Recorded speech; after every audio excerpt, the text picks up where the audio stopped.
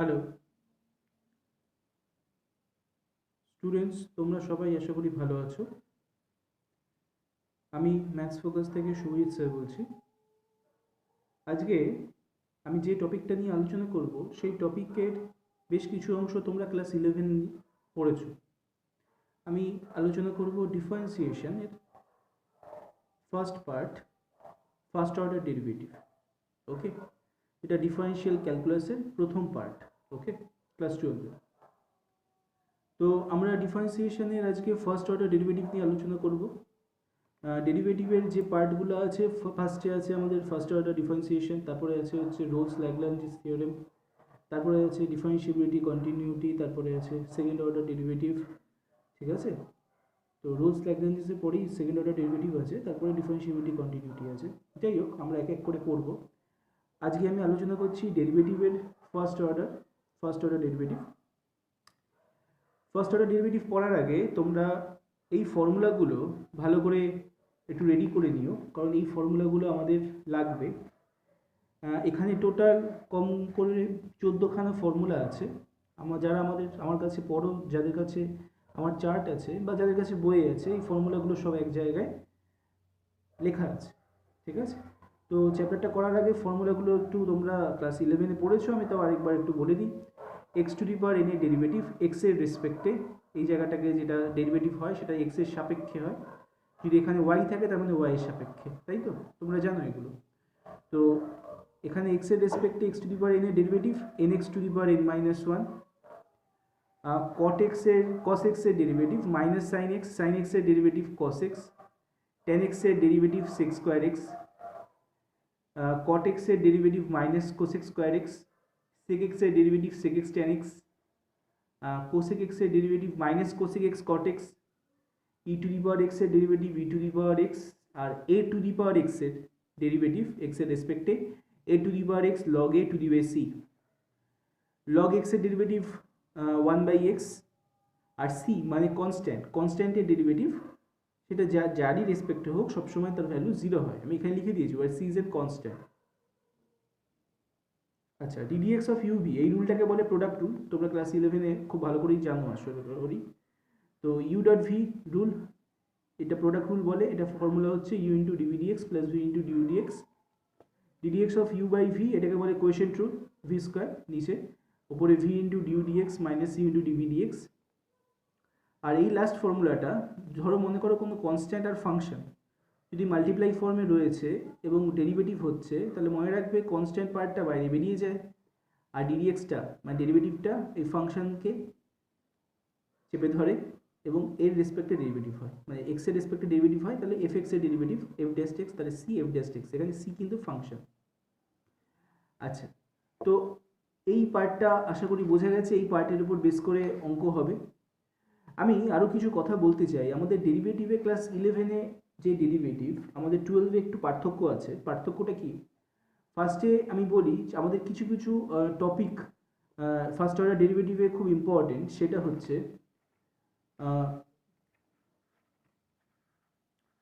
Chain rule. ঠিক আছে, first যে টপিকটা নিয়ে আলোচনা করব সেটা হচ্ছে চেইন রুল। চেইন রুলটা কীরকম ব্যাপার?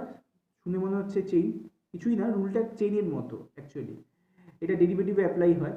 চেইন রুলটা দেখে নাও। মনে করো ওয়াই যদি, এখানে দেখতে পাচ্ছ Y is equals to F of W comma W G of V, V হচ্ছে H of U, U phi of X. এটা মানে হচ্ছে ওয়াই যদি ডাব্লিউর ফাংশন হয়, ডাব্লিউ যদি ভি এর ফাংশন হয়, আবার ভি যদি ইউর ফাংশন হয়, আর ইউ যদি আবার এক্স এর ফাংশন হয়, তো সেই ফাংশনগুলো যদি একটা আরেকটার পক্ষে বা একটা আরেকটার সঙ্গে এইভাবে জড়িত থাকে, তো সেই ফাংশনকে আমরা যখন ডেরিভেটিভ করব তখন ডিওয়াই ডিএক্স এর ভ্যালুটা হবে dy by DW into DW by DV into DV by DU into DU by dx. দেখো, যেহেতু ওয়াইটা ডাব্লিউর ফাংশন, ঠিক আছে, ওয়াইটা ডাব্লিউর ফাংশন, ওই দেখো সেই জন্য ডিওয়াই বাই ডিডাব্লিউ। এখানে দেখো ডাব্লিউটা দেখো ভি এর ফাংশন, তাহলে দেখো ডিডাব্লিউ বাই ডিভি। এখানে দেখো ভিটা ইউর ফাংশন, ওই জন্য ডিভি বাই ডিইউ। এখানে দেখো ইউটা এক্স এর ফাংশন, ওই জন্য ডিইউ বাই ডিএক্স। একটা জিনিস একটু খেয়াল করে দেখো, এই যে ডিওয়াই ডিএক্স এর ভ্যালুটা এই টোটালটা। এবার আমি যদি একটা জিনিস দেখাই, একটু খেয়াল করে দেখো, ডিউ ডিউ ক্যান্সেল হয়ে যাচ্ছে, ডিবি ডিবি ক্যান্সেল হয়ে যাচ্ছে, ডিডব্লিউ ডিডব্লিউ ক্যান্সেল হয়ে যাচ্ছে, থাকলে কি ডিওয়াই বাই ডিএক্স। তাহলে এই ফর্মটাকে আমি এইভাবে সাজাতে পারি। তো এই যে চেনের আকারে যে একটা ফর্ম সাজানো, ঠিক আছে, ওয়াই কে এক্স এর রেসপেক্টিভ ডেরিভেটিভের যে রেজাল্টটা, সেটাকে যে এই চেনের ফর্মে সাজানো, এবং এই প্রত্যেকটা ফাংশন যদি আলাদা আলাদা করে বর্তমান থাকে, তাহলে এইটাকে বলছি চেইন রুল। ঠিক আছে, তো এইটা হচ্ছে আমাদের চেইন রুল। আমাদের চেইন রুল যে টপিকটা, সেটা খুব মোস্ট ইম্পর্টেন্ট। আমি এটা স্টার চিহ্ন দিচ্ছি। এটা দিয়ে বেশিরভাগ কোশ্চেন এটা দিয়ে আমাদের ক্লাস 12-এ করতে হবে। প্রচণ্ড ইম্পর্টেন্ট কনসেপ্ট, আশা করি বুঝতে পেরেছো তোমরা। তারপর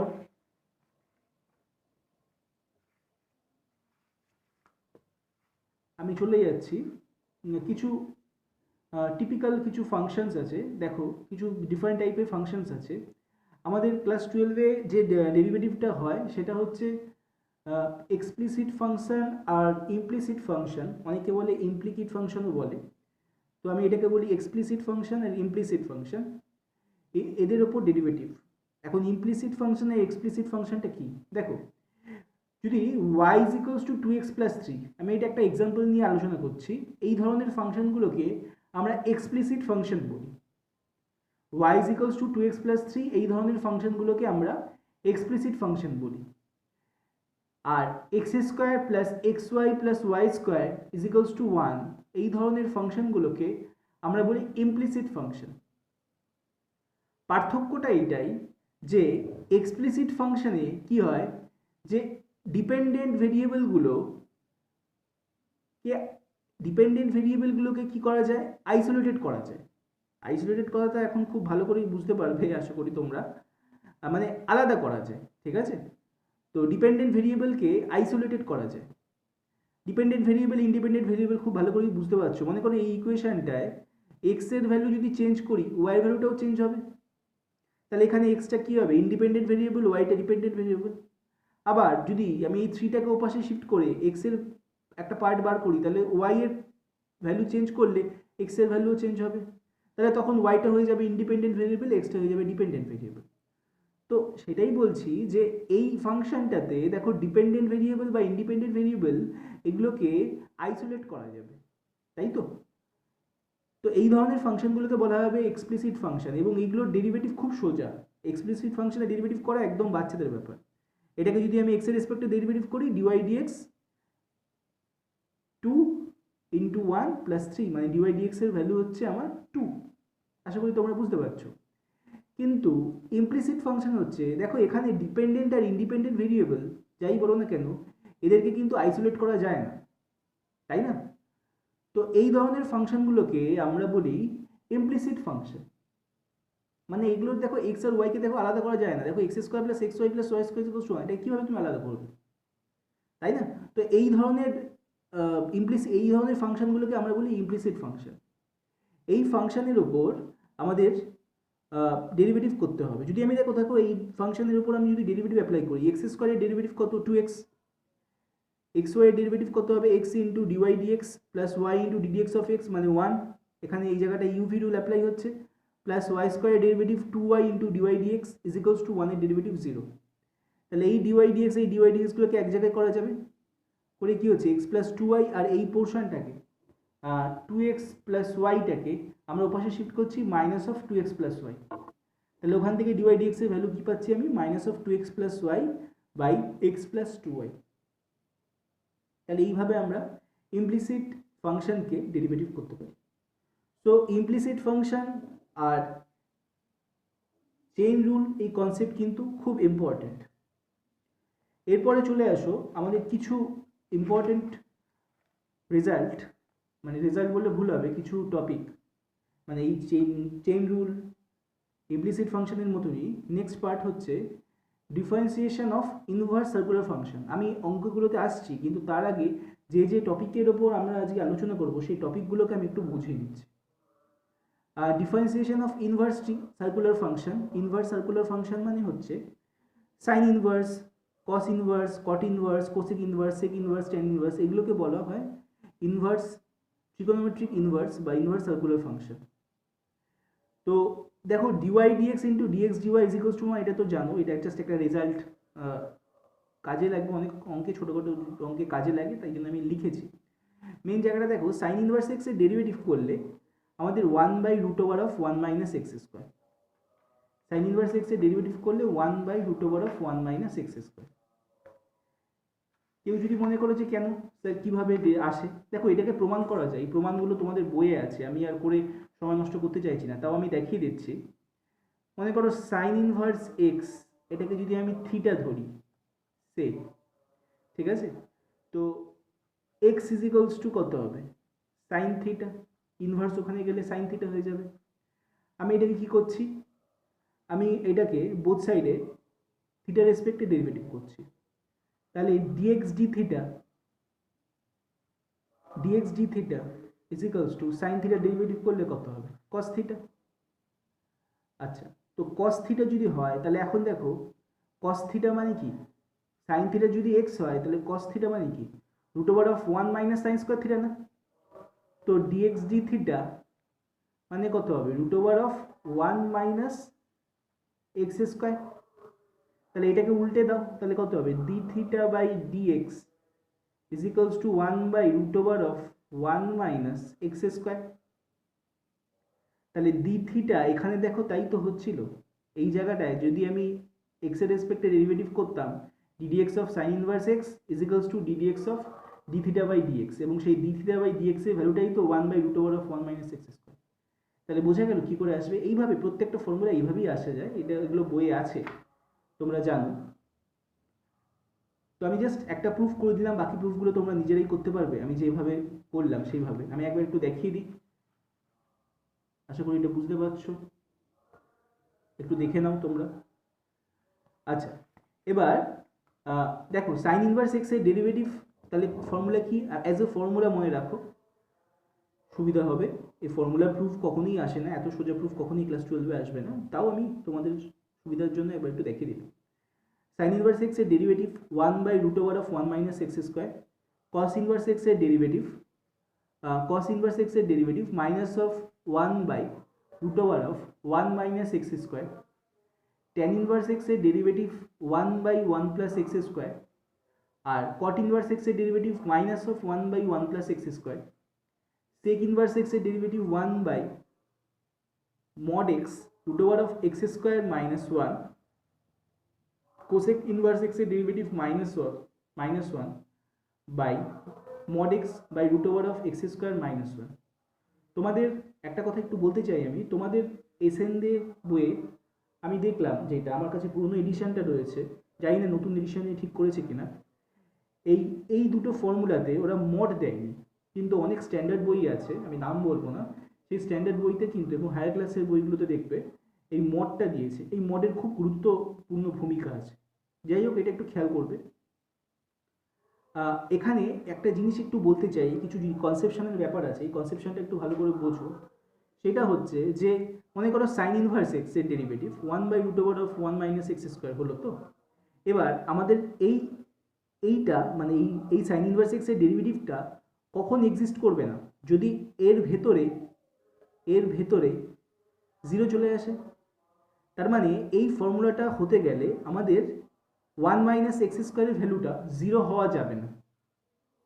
তাহলে কি হবে, 0 থেকে ছোট হতে হবে না, কখনোই না, 0 থেকে ছোট হলে তো কমপ্লেক্স নাম্বার হয়ে যাবে, তাহলে 0 থেকে ছোট হতে পারবে না। তার মানে এক্স স্কোয়ার মাইনাস 1 এর ভ্যালুটা, এক্স স্কোয়ার মাইনাস 1 বলছি, 1 মাইনাস এক্স স্কোয়ার এর ভ্যালুটা সবসময় 0 থেকে বড় হবে। তাহলে x square 1 minus x square এর ভ্যালুটা যদি 0 থেকে বড় হয়, তাহলে কী হবে, এক্স স্কোয়ারটা লেস দেন 1 হবে। তো এই ফর্মুলাটা এক্সিস্ট করতে গেলে সবসময় এক্স স্কোয়ারের মানটা 1-এর থেকে বড় হতে হবে। তার মানে এক্স এর ভ্যালুটা ওপেন ইন্টারভ্যাল -1 থেকে 1-এর মধ্যে বিলং করতে হবে। এই ক্ষেত্রেও তাই, এখানেও তাই, এক্স স্কোয়ারের ভ্যালুটা লেস দেন 1 হতে হবে যদি এটাকে এক্সিস্ট করতে চাই। মানে এইটা কেন বলছি, তার কারণ হচ্ছে এই ফর্মুলার পাশে এই লেখাগুলো লেখার কারণ হচ্ছে এর কিছু রেস্ট্রিকশন থাকে, এই রেস্ট্রিকশনটা আমি বলে দিলাম যে এইটা হলে এইটা এক্সিস্ট করবে। এক্স এর ভ্যালুটা -1 থেকে 1-এর মধ্যে বিলং করতে হবে, মানে এক্স স্কোয়ারের ভ্যালুটা লেস দেন 1 হতে হবে। কস ইনভার্স এক্স এর ক্ষেত্রেও তাই। ট্যান ইনভার্স এক্স আর কট ইনভার্স এক্সের ক্ষেত্রে ট্যান ইনভার্স এক্স আর কট ইনভার্স এক্সের ক্ষেত্রে আমি একটু বলতে চাই, সেটা হচ্ছে যে এক্সের কোনো মানের জন্যই দেখো এখানে 0 আসছে না, তার মানে কি এক্সের যে কোনো ভ্যালুর জন্য এটা এক্সিস্ট করতে পারে। তাহলে এই ফর্মুলার ক্ষেত্রে এবং ট্যান ইনভার্স এবং কট ইনভার্সের ক্ষেত্রে x belongs to real number, ঠিক আছে। ওয়ারাস সেক ইনভার্স এক্সের ক্ষেত্রে ফর্মুলাটা হচ্ছে 1/mod x √ of x² - 1, তার মানে এখানেও x² - 1 এর ভ্যালুটা কিন্তু 0 থেকে সবসময় বড় হবে। তার মানে x এর ভ্যালুটা, x এর রেঞ্জটা কি হবে? x এর রেঞ্জটা হবে open interval -∞, -1 union of 1 to open interval 1 to infinity, ঠিক আছে। সাতের ক্ষেত্রেও তাই, এক্স এর রেঞ্জটা ফর্মুলাতে এক্স এর রেঞ্জটা হবে হচ্ছে -∞ টু -1 ইউনিয়ন অফ মাফ করবে, open interval -∞, -1 union of open interval 1 to infinity. এই দুটো ফর্মুলায় এক্স এর রেঞ্জ এই দুটো হবে, ঠিক আছে।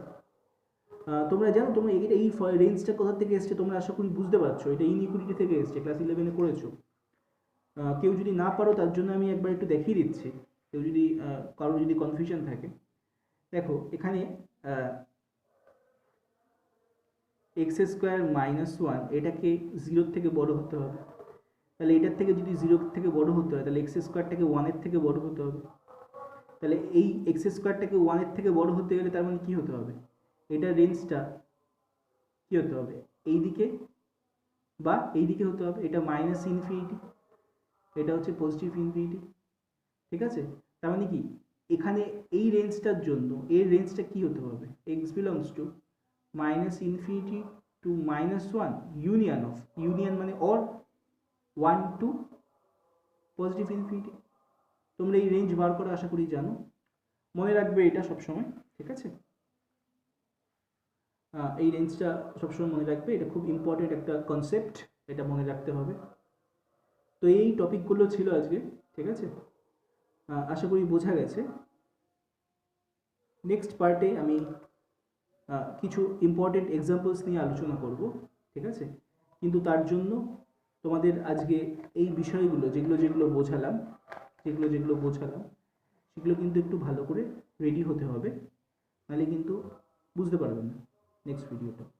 আর তোমরা সবাই আশা করি হোমওয়ার্কগুলো করছো, ঠিক আছে। তোমরা যে যার ডাউট সে আমাকে শেয়ার করতে পারো আমার সঙ্গে যদি কোনো ডাউট হয় হোমওয়ার্ক করতে গিয়ে। আর আজকের যে কনসেপ্টটা বললাম সেটা আশা করি সবার ক্লিয়ার হয়েছে। কারোর কোথাও প্রবলেম হলে আমাকে অবশ্যই জানাবে, ঠিক আছে। বাড়িতে থাকো, সুস্থ থাকো। আজকের জন্য এইটুখানি। নেক্সট ভিডিও খুব তাড়াতাড়ি হবে, এর উপরই আলোচনা হবে, এবং নেক্সট ভিডিওতে আমি এই টপিকের উপর ইম্পর্টেন্ট কিছু এক্সাম্পলস এবং মোস্ট ইম্পর্টেন্ট কিছু রেজাল্টের রেসপেক্টে অঙ্ক নিয়ে আলোচনা করব। ওকে, ভালো থেকো সবাই। আজকের জন্য এইটুখানি, টাটা। ওকে।